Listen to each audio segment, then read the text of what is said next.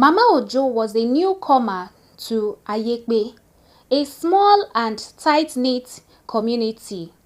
After settling in, she saw an opportunity in the village's love for good food and decided to set up a small food stall. She worked hard to make a living from her cooking. She soon realized that things weren't going as she had hoped.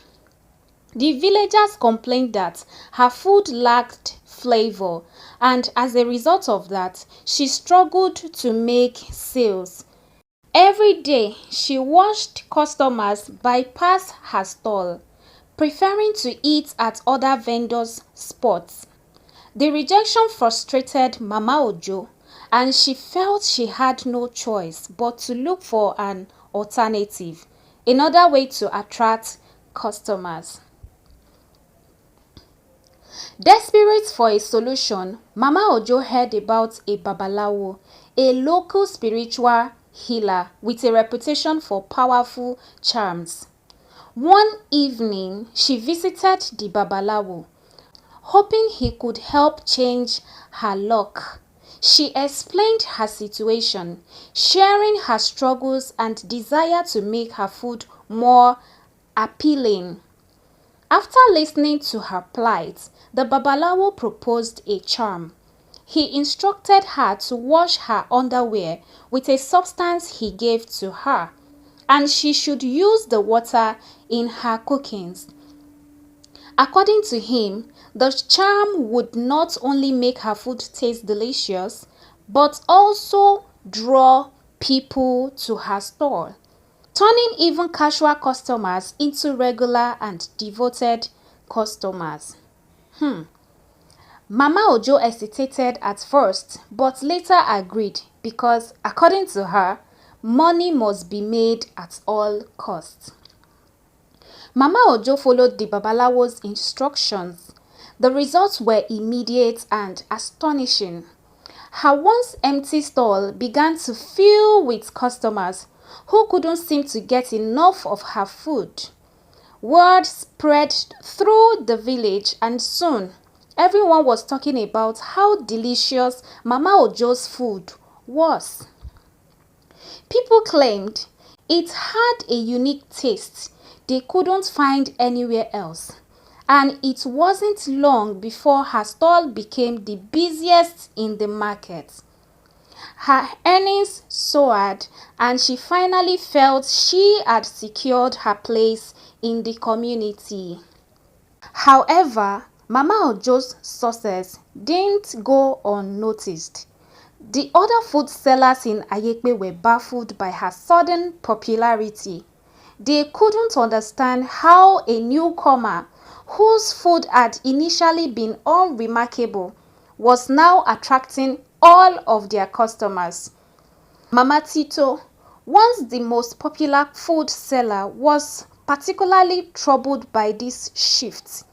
She watched as her own business suffered, and her envy turned into suspicion. She determined to find out what was behind Mama Ojo's success. Mama Tito began her quiet investigation. Mama Tito's curiosity led her to the same Babalawo that Mama Ojo had visited. After pressing him for answers, she finally discovered the shocking truth. Mama Ojo had been adding water from her underwear into the food she cooked. Mama Tito was disgusted. She could hardly believe what she had just learned. She returned to the other food sellers, sharing the unsettling news, and they were equally appalled. For them, it was unthinkable that someone would go to such lengths just to attract customers. What an abomination, they chorused. The food sellers decided to take action. They rallied round the whole village as they spread the word about Mama Ojo's unsanitary practices, determined to protect their community from what they saw as a serious health risk and a betrayal of trust. As the story circulated, villagers who had once flocked to Mama Ojo's stall now felt a mix of anger and revulsion.